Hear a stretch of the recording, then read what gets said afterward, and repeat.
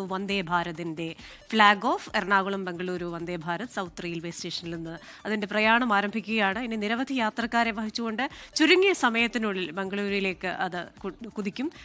ശ്യാംകുമാറാണ് വിശദാംശങ്ങളുമായി ചേരുന്നത്. ശ്യാം, അവിടുത്തെ കാഴ്ചകൾ എപ്പോഴാണ് ഈ ഫ്ളാഗ് ഓഫ് കർമ്മം? തൊട്ടടുത്ത് തന്നെ സംഭവിക്കുമെന്നാണല്ലോ മനസ്സിലാക്കുന്നത്. ആരാണ് യാത്രക്കാർ?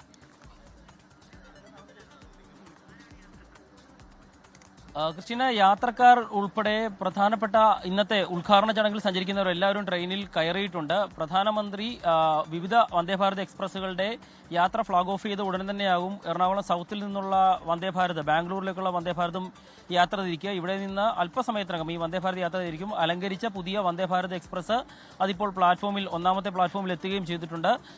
പ്രധാനപ്പെട്ട വ്യക്തികൾ, കേന്ദ്രമന്ത്രി സുരേഷ് ഗോപി അടക്കം ഈ ട്രെയിനിൽ യാത്ര ചെയ്യുന്നുണ്ട് എന്നുള്ളതാണ് വിവരം. ഗവർണറും മറ്റ് കേന്ദ്രമന്ത്രി ജോർജ് കുര്യനും അടക്കമുള്ളവർ ഇവിടെയുണ്ട്. സംസ്ഥാന മന്ത്രിമാരുണ്ട്. അങ്ങനെ വലിയ ആഘോഷത്തിലാണ് വന്ദേഭാരതിന്റെ കന്നിയാത്ര എറണാകുളം സൗത്തിൽ നിന്ന് അല്പസമയത്തിനകം പുറപ്പെടാൻ തയ്യാറായിരിക്കുന്നത്. പ്രധാനമന്ത്രിയുടെ ഫ്ളാഗ് ഓഫ് ചടങ്ങ് നടന്ന ശേഷമാകും ഇവിടെ നിന്ന് വന്ദേഭാരത് എക്സ്പ്രസ് യാത്ര തിരിക്കുക. ഏതായാലും കേരളത്തിന്റെ വലിയൊരു കാത്തിരിപ്പാണ്. ബാംഗ്ലൂരിലേക്കുള്ള യാത്രാ ദുരിതത്തിന് അവസാനം കുറിച്ചുകൊണ്ടുള്ള ഒരു സർവീസാകും വന്ദേഭാരതിൻ്റെ എന്നുള്ളതാണ് കേന്ദ്രമന്ത്രിമാരും സംസ്ഥാന മന്ത്രിമാരും ഉൾപ്പെടെയുള്ളവർ പറഞ്ഞത്. കൂടുതൽ വന്ദേഭാരതുകൾക്ക് കേരളം കാത്തിരിക്കുന്നു എന്നുള്ളതാണ് ജനപ്രതിനിധികളടക്കം പറയുകയും ചെയ്തത്. കേരളത്തിന്റെ റെയിൽവേ വികസനത്തിന് കൂടുതൽ സഹായങ്ങൾ ഉണ്ടാകുമെന്ന് കേന്ദ്രമന്ത്രിമാരും പറഞ്ഞു. ഏതായാലും കേരളം ഏറെ നാളായി കാത്തിരുന്ന വന്ദേഭാരത് എക്സ്പ്രസ് ആണ് അല്പസമയത്തിനകം എറണാകുളം സൗത്തിൽ നിന്ന് ആദ്യ യാത്ര ആരംഭിക്കാൻ പോകുന്നത്. അതിന്റെ അവസാനവട്ട ഒരുക്കങ്ങളിലാണ് ഇപ്പോൾ എല്ലാവരും ഉള്ളത്. ശ്യാമേൻ, വന്ദേഭാരതിനുള്ളിൽ നമ്മുടെ വിപിൻ സി വിജയനുണ്ട്. Vipin, good morning. കേന്ദ്രമന്ത്രി സുരേഷ് ഗോപിയോടൊപ്പമാണെന്ന് മനസ്സിലാക്കുന്നു. കാര്യങ്ങളൊക്കെ ചോദിച്ചറിഞ്ഞോ?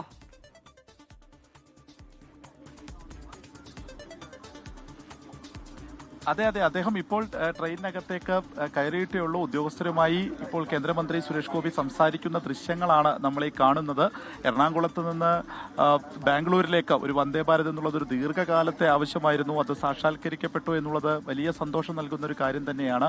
ഇന്നിപ്പോൾ തെരഞ്ഞെടുക്കപ്പെട്ട ആളുകൾക്ക് മാത്രമാണ് ഈ യാത്രയുള്ളത്. 11-ാം തീയതി മുതലാണ് പ്രധാനമായും എല്ലാ ദിവസവും ഉണ്ടാവുക. ബുധനാഴ്ച മാത്രമായിരിക്കും വന്ദേ ഭാരത് ഉണ്ടാവാതിരിക്കുക. മറ്റെല്ലാ ദിവസവും ഉണ്ടാകും എന്നുള്ളതാണ് നിലവിൽ അറിയാൻ കഴിയുന്നത്.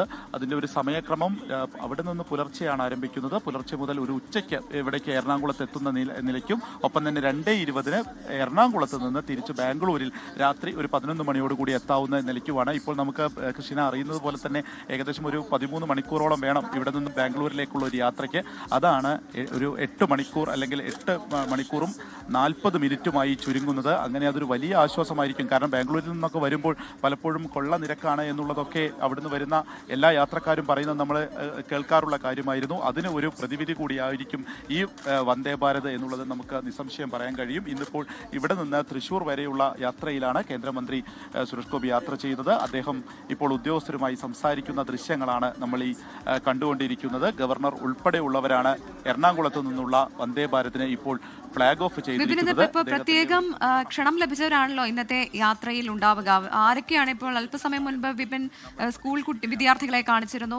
ഇന്നത്തെ യാത്ര എവിടം വരെയാണ്? എങ്ങനെയാണ് വിവരങ്ങൾ?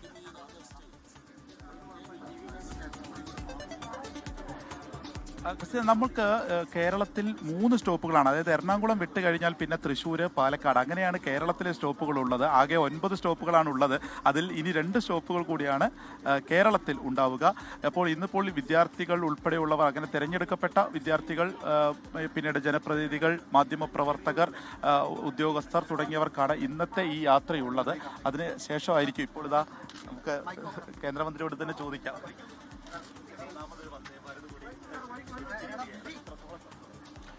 വലിയ സന്തോഷമല്ല, വലിയ സമാധാനമായി. കാരണം കഴിഞ്ഞ ഒരു 10 വർഷമായിട്ട് നമ്മൾ കാണുന്നതാണ്, IT മേഖലയിൽ പ്രവർത്തിക്കുന്ന ചെറുപ്പക്കാരൊക്കെ ബസ്സുകൾ വലിയ സേവനമാണ് അവർ ചെയ്തത്, അവരെ തള്ളി പറഞ്ഞുകൂടാ. എങ്കിലും അതിലുണ്ടാവുന്ന ബുദ്ധിമുട്ടുകൾ, ഹറാസ്മെൻ്റ് ആയാലും ശരി തന്നെ, പലയിടത്തും ഇറക്കി വിടുക, എന്തെങ്കിലും കേട് വന്നാൽ റോഡിന് നടുവിൽ ഇറങ്ങി നിൽക്കേണ്ടി വരിക, മറ്റ് ഭക്ഷണം, അതുപോലെ തന്നെ യാത്രാമധ്യേ പ്രത്യേകിച്ച് പെൺകുട്ടികൾക്ക് അവരുടെ പ്രത്യേക 7 ദിവസങ്ങളിൽ ചില അത്യാവശ്യതകളുണ്ട്, ഒരിക്കലും മാറ്റിവെക്കാൻ പറ്റാത്ത.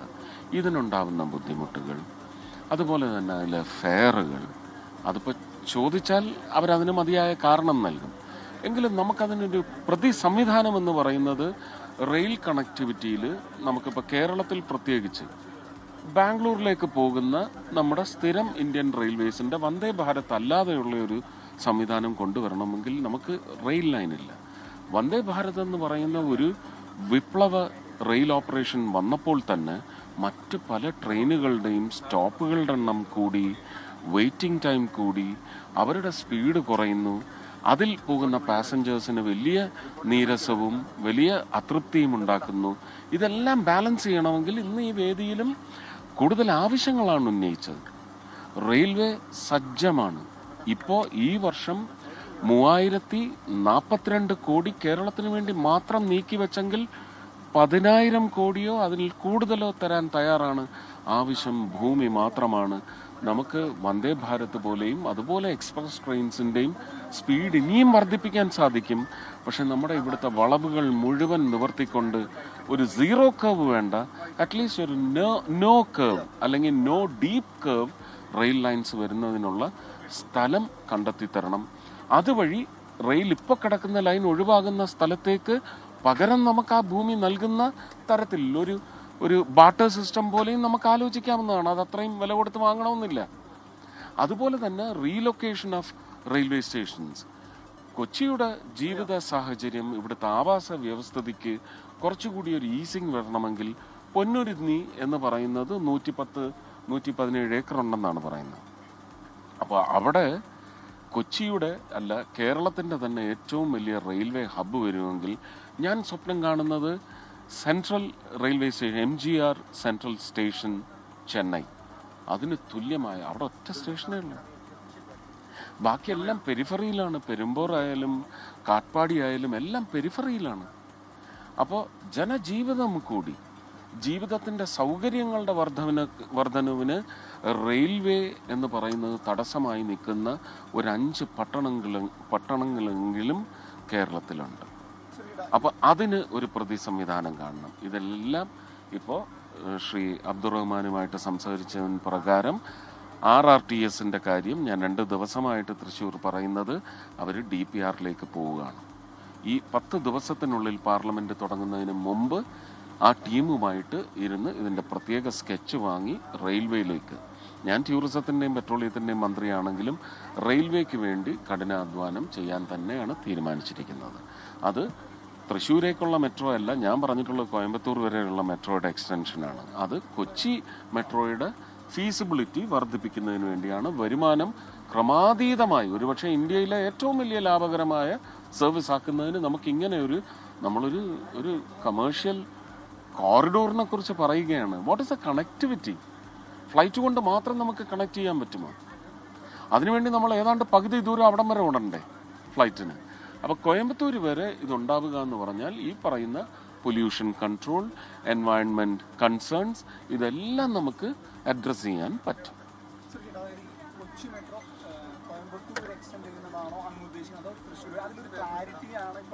അങ്ങനെ തന്നെയാണ് 2019 പറഞ്ഞത്. അത് പാലിയേക്കരയെന്നേ പറഞ്ഞിട്ടുള്ളൂ, തൃശ്ശൂർക്കാർക്ക് വേണ്ടിയല്ല. കേരളത്തിന് ഒരു കൊമേഴ്ഷ്യൽ കോറിഡോർ എന്ന് പറയുന്നത് 2 കൊമേഴ്ഷ്യൽ സിറ്റീസ്, 2 ഏതാ വലുതെന്ന് ഇപ്പോഴും പറയാനൊക്കത്തില്ല. ഇപ്പോഴും ഇവിടെ പരാമർശം നടത്തിയപ്പം മഹാരാഷ്ട്രയോളം കേരളത്തെ സംബന്ധിച്ച്, സൗത്തിനെ സംബന്ധിച്ച് മഹാരാഷ്ട്ര എന്ന് പറയുന്നത് ഭാരതത്തിൻ്റെ കമേഴ്ഷ്യൽ ക്യാപിറ്റലാണ്. കേരളത്തിൻ്റെ കമേഴ്ഷ്യൽ ക്യാപിറ്റൽ എന്ന് പറയുന്നത് അത്രയും തന്നെ ഭീമാകാരനായ കൊച്ചിയാണ്. ആ കൊച്ചിക്ക് ഒരു വിസിബിലിറ്റി വരണമെങ്കിൽ 2 ട്വിൻ കമേഴ്ഷ്യൽ സിറ്റീസിൻ്റെ ഒരു കണക്റ്റ് വളരെ അത്യാവശ്യമാണ്. അതെല്ലാ അർത്ഥത്തിലും അത് നമ്മളുടെ കുട്ടികളുടെ ഭാവിക്ക് ഒരുപാട് ഗുണകരമാവും. പുതിയ ഭാരതത്തിന്, പുതിയ കേരളത്തിന് ഒക്കെ അത് വലിയ വികസിത് ഭാരത് എന്ന് പറയുന്ന സങ്കല്പയാത്രയിൽ ഇതെല്ലാം ശീഘ്രം തന്നെ നമുക്ക് പരിഗണിക്കപ്പെടേണ്ട വിഷയങ്ങളാണ്. തീർച്ചയായിട്ടും ഈ 2 ലൈൻ എന്ന് പറയുന്നത് ഉറപ്പായിട്ടും ഈ 600 ബോർഡർ കടന്ന് ലോകത്തെവിടെയായാലും ഏത് സമയത്തും 24 വാർത്തകളും ഓഗ്മെന്റഡ് റിയാലിറ്റി പാക്കേജുകളും എക്സ്പ്ലെയിനറുകളും വിശദമായി കാണാൻ ഞങ്ങളുടെ യൂട്യൂബ് ചാനൽ നിങ്ങൾക്ക് സബ്സ്ക്രൈബ് ചെയ്യാം.